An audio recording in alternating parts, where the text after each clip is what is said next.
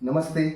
माझे नाव वाघराळकर सकाराम कृष्णा, जिल्हा परिषद प्राथमिक शाळा वर्तुंबी, केंद्र आंबवडे, तालुका भोर, जिल्हा पुणे.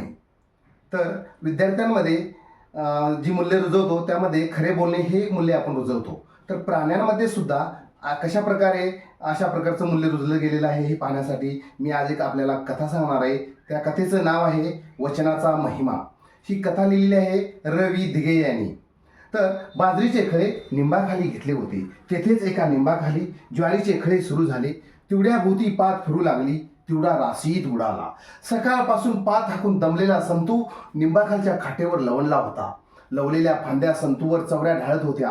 वर निळे आकाश चकाकत होते. ढगांची विमाने तरंगत होती. संतू पुन्हा पुन्हा आकाशाकडे पाहत होता. इतक्यात संध्याकाळ झाली. खळ्यात जोड वावण्यावर शेवंता व हरिणी उभ्या राहून उपनत होत्या. मोती मागे टाकत वारा भूस कचरा उडून नेत होता. अमृत आणखी पाच चालूत आहे. समजा दाना गळला नाही, दाण्यासारखा कोणी चोर नाही. संतूने अमृतला बजावले. इतक्यात एका पाऊलवाटेने कोकीवाला मळ्यात आला आणि म्हणाला, महाराज गाणं म्हणू? म्हणू म्हणजे म्हणच, आणि गाण्याला कोण मना करेल? म्हण म्हण, कसलं आहे तुझं गाणं? हार्नीच आहे महाराज, असे म्हणून त्याने गायला सुरुवात केली. असेल कोणी मोठ्यात मोठा कर्णामध्ये कर्ण, ऐकावं त्याने रांच्या माझ्या हारणीचं गाणं. नगरी एका राणीचं आलं बिजेला भाऊ दोन, राणीचं भाऊ आले पाहून राजाचं मेवन. श्रीखंड पुरी बुंदीचं लाडू पाची पकवान, खाऊन कंटाळले राणीचं भाऊ राजाचं मेवन. अहो ते राजाचं पाहुणं आणि राजवाड्यावंदी मेहून, सेवेला दास दासी, जेवायला पाची पकवान. त्यांना तिथं काय बी कमी नव्हतं. कमी होतं फक्त हरणाचं मांस. मुतपा खाण्यात त्याचा एक तुकडा बी शिल्लक नव्हता. त्याला बिचारा भटारी तरी काय करणार?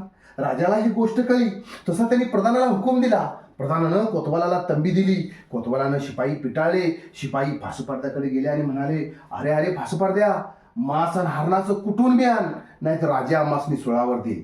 मग फासुपारद्यानं काय केलं? फासवांगरू घेतलं आणि तो रानाकडे निघाला. एका तळ्याच्या काठीर होत हिरवं हरळी बन, त्याच बनामध्ये चरत होती मिरग पाडस हरण. फाशी पारद्यानं फासा टाकला कळंबाच्या झाडावरन, त्याच फाशामध्ये दोन सापडली एक मृग हरिण. 2 रुपयाला नेऊन विकली राजासी कारण, राजाचं मेवून चाटती जिबल्या पाहून हरण दोन. मग काय झालं? राजाने ती 2 हरणं भटाराकडे पाठवली आणि त्याला हुकूम दिला, यांना शिजवून शान आण, चांगला मसाला विसाला भरून शान आण. झालं बुवा. भटारी त्यांना मुतपाखान्यात घेऊन गेला. हरणीची मान कापाय त्यानं सुरा काढला. कोकेवाल्याने सुऱ्याचे नाव काढताच खळ्यातल्या बायका आणि संतू सारी रडू लागली. कोकेवाला पुढे सांगू लागला, भलं बुवा. भटाऱ्यानं सुरा काढताच हरणीला पान्हा फुटला.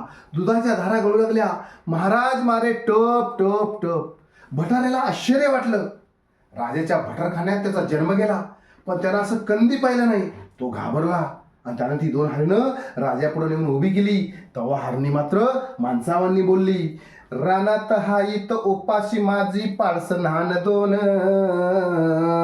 व्याकुळ होतील भुकेने बाळ येते मी पाजून. मग राजा काय बोलला? उपाशी हाईत माझं बी पाहुणं माझं ते मेवन, येशील परतुनी सत्य तू सांग ह्याला जामीन कोण. राजानं हा सवाल केला खरा, पण त्याला हरणीनं काय जाप दिला?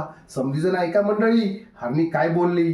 रामाच्या वाणी मिरग्र माझा देईल तो वचन, बाळांना माझ्या पाजून येते घेते मी त्यांची आन. राजाच्या शिपाईने हरणीला रानात नेली, पण पाडसा हरणीला पिणार. पाडसं म्हणाली, आई ग आई सांग तू आम्हा दूध का लागतं कडू. बाळांचं तसलं ऐकून बोलणं हरणीला आले रडू. मग काय झालं? राजाच्या शिपायांनी हरणीला राजाकडे आणलं. राजाला हरणीची रानातली सर्व कथा सांगितली. राजाला दया आली आणि त्यानं हरणी मृगाला सोडून दिलं आणि राशीत बुडालेल्या तेवढ्याप्रमाणे संतू खुश झाला आणि ओरडला, शाबाश, ह्यालाच म्हणायचा वचनाचा महिमा. धन्यवाद.